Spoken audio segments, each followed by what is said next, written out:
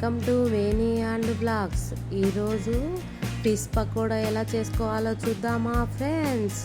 ముందుగా 1 KG fish తీసుకొని శుభ్రంగా కడిగి అందులో 1 packet pakoda powder, 1 table spoon corn powder, 4 రెమ్మల కరివేపాకు, కొంచెం కొత్తిమీర, 1/2 టేబుల్ స్పూన్ పసుపు, 1 టేబుల్ స్పూన్ ధనియా పొడి, 1 టేబుల్ స్పూన్ కారం, రుచికి సరిపడినంత ఉప్పు,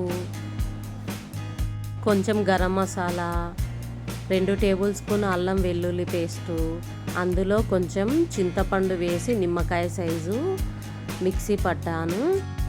తర్వాత 1 చిన్న గ్లాస్ మేని పెరుగు వేసుకోవాలి. అంతా కలిసేలాగా బాగా కలుపుకోవాలి.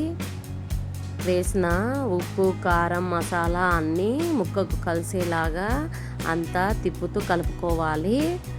అంతా బాగా కలిసిన తర్వాత 1 కోడిగుడ్డు వేసి అది కూడా కలిసేలాగా కలుపుకోవాలి. గుడ్డు వేయడం వల్ల ఈ ముక్క అనేది బాగా సాఫ్ట్గా ఉంటుంది, అందుకని 1 గుడ్డు వేస్తున్నాను.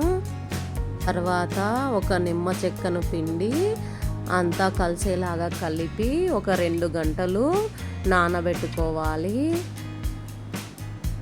ఎంత ఎక్కువసేపు నానబెడితే ముక్క అనేది అంత బాగా ఉంటుంది.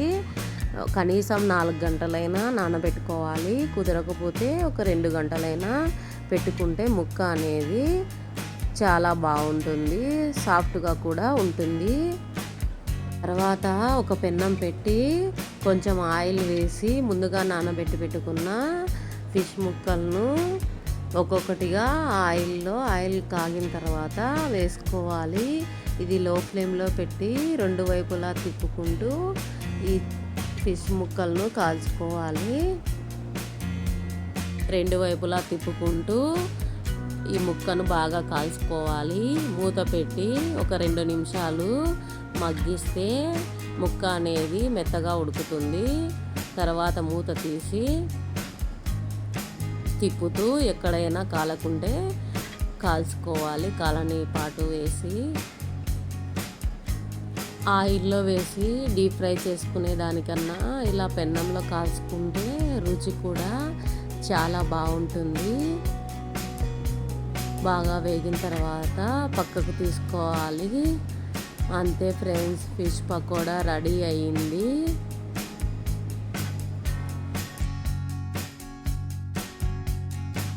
మీరు కూడా ఒకసారి ట్రై చేసి చూడండి ఫ్రెండ్స్, చాలా బాగుంటుంది. మీకు నచ్చినట్లయితే లైక్ చేసి సబ్స్క్రైబ్ చేయండి ఫ్రెండ్స్.